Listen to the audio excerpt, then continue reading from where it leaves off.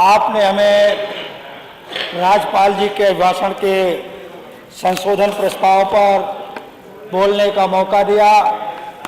इसके लिए हम आपका आभार प्रकट करते हैं और अपने आप को नेता प्रतिपक्ष द्वारा रखे गए संशोधन प्रस्ताव से जोड़ते हुए साथ में उन तमाम समाजवादी साथियों के संशोधन प्रस्ताव से जोड़ते हुए मैं अपनी बात रखना चाहता हूं। सम्मानित साथियों, आज मैं कई दिनों से अभिभाषण पर, राज्यपाल जी के अभिभाषण पर चर्चा सुन रहा था।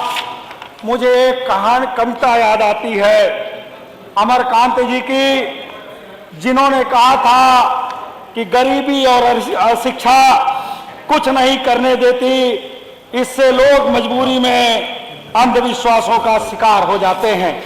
मैं ये बात इसलिए कहना चाहता हूं कि अभी तमाम राजनीतिक दल के नेता लोग बोल रहे थे, उसमें अपना दल सोनेलाल के नेता बोल रहे थे, उसमें तमाम हमारे नेतागण बोल रहे थे। उन्होंने क्रेडिबिलिटी पर सवाल उठाया।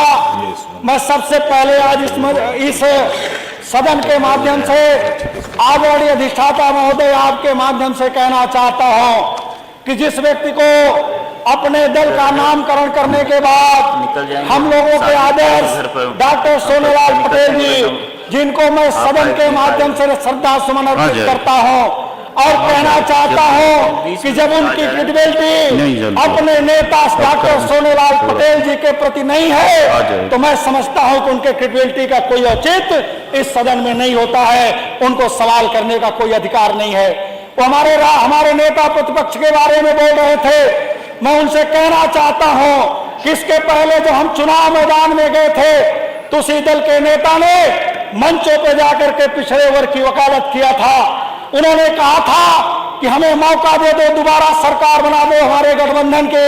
अगर हमारी सरकार बनेगी तो 69,000 शिक्षक जो आरक्षण के आधार पर जो पिछड़े और दलितों को हटाया गया है, हम आयोग के रिपोर्ट के आधार पर उनका समायोजन करने का काम करेंगे। आज सरकार के लगभग 1 साल पूरे हो गए। मैं सवाल करना चाहता हूं ऐसे लोगों से जिन्होंने मंचों से उन नौजवानों को समायोजित करने की बात कहा था, जो पिछड़े और दलितों की बात करने वाली सरकार है, जो पिछड़े और दलितों के नाम पर वोट मांगने वाली सरकार है। मैं उनसे सवाल करना चाहता हूं कि 11 में से 1 साल बीत जाने के बाद भी आज तक उन नौजवानों पर कोई चर्चा नहीं हो सकी, उन नौजवानों का कहीं समायोजन नहीं हो सकता है, नहीं हो सका। इतना ही नहीं, मैं जाति जनगणना के आधार पर वो कह रहे थे। मैं उनसे केवल एक बात कहना चाहता हूं, पिछड़े वर्ग होने के नाते मेरा निजी सवाल उनसे है कि अगर आप जाति जनगणना के पक्ष में हैं तो एक बात केवल आपको करना चाहिए कि आप जाति जनगणना के पक्ष में हैं कि आप जाति जनगणना के विरोध में हैं। लेकिन उनकी हिम्मत इसलिए नहीं पड़ी कि जाति जनगणना के सवाल पर बोलने की, कि अगर उन्होंने खुलेआम कह दिया होता कि हम जाति जनगणना कराना चाहते हैं तो शायद कल उनको निश्चित रूप से मंत्री पद से हाथ धोना पड़ता। इसलिए उन्होंने जाति जनगणना के सवाल पर स्पष्ट बात करने का काम नहीं किया। मैं लंबी बात न करते हुए केवल इतना कहना चाहता हूं कि सम्मानित साथियों, आज तमाम दल के नेताओं ने अपनी बात कहा। लोग कहते हैं पिछड़ों के आरक्षण का सवाल, दलितों के आरक्षण का सवाल। मैं उनसे कहना चाहता हूं कि दलित और पिछड़ों के आरक्षण की बात तो तब उठेगी जब आरक्षण रहेगा। आज जिस तरह से एकल पद के नाम पर, जिस तरह से आरक्षण के नाम पर एकल पद निकाल करके आरक्षण को खत्म किया जा रहा है, संविदा के नाम पर आरक्षण को खत्म किया जा रहा है, जब आरक्षण ही नहीं रहेगा तो आपको आरक्षण की बात कहां से उठाएंगे। इसलिए मैं कहना चाहता हूं कि अगर आप चाहते हो कि बाबा साहब का संविधान लागू हो, आप चाहते हो कि जो संविधान में आपको हक सम्मान दिया वो पूरी तरह से लागू हो, तो सबसे पहले सवाल उठता है कि जिस दल और पार्टी के आप वकालत कर रहे हो, जिस दल और पार्टी की आप तारीफ करते हो, जिसको पिछड़ों की पार्टी बताने का काम करते हो, पहले उस दल के लोगों से कहो कि संविदा की नौकरी पर खत्म करके, सीधी भर्तियां करके, एकल पद खत्म करके, सभी पदों को एक साथ निकाल करके आरक्षण को 27% लागू करने का काम करें, तब निश्चित रूप से लोगों को न्याय मिलेगा। इतना ही नहीं, आज स्वास्थ्य के सवाल पर वो कह रहे थे हमारे नेता प्रतिपक्ष पर तमाम सवाल उन्होंने उठाया। मैं क्यों लंबी बात न करते हुए केवल इतना कहना चाहता हूं, बाबा साहब डॉक्टर अम्बेडकर की एक बात याद दिलाते हुए केवल इतना कहना चाहता हूं कि उन्होंने कहा था कि जब जातियां से शिक्षित होंगी तो दलों में बदलने का काम करेंगे।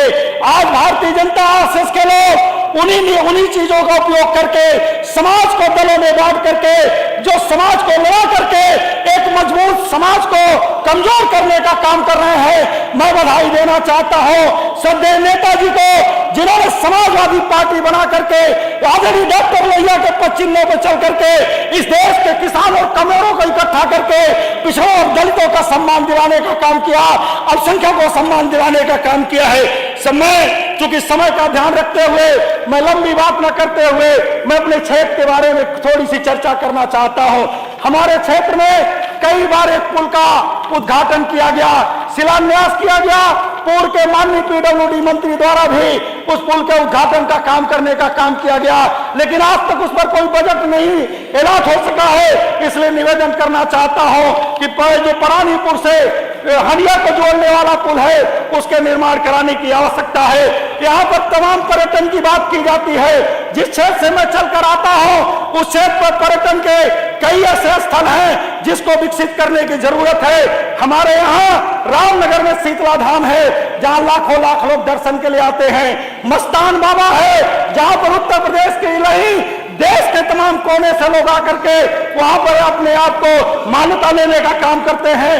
पहाड़ी महादेव है और इतना नहीं, मैं कहना चाहता हूं हमारी विधानसभा चूंकि गंगा जी के किनारे है इसलिए तमाम क्षेत्र से लोग उस शमशान घाट में लाशों को लेकर आने का काम करते हैं। छतवा घाट है, बिजौरा घाट है, महवा घाट है, डॉक्टर रसीम कुमार है, लेकिन आज तक वहां पर न बैठने की व्यवस्था है। डॉक्टर रसीम कुमार और सड़कें पूरी तरह से जर्जर है। माननीय जी मैं अधिष्ठाता महोदय हमारे पास काम है, मैं टेबल करना चाहता हूं और आपसे निवेदन करता हूं उसको हमारे वक्तव्य में जोड़वाने का कष्ट करें। बहुत बहुत धन्यवाद।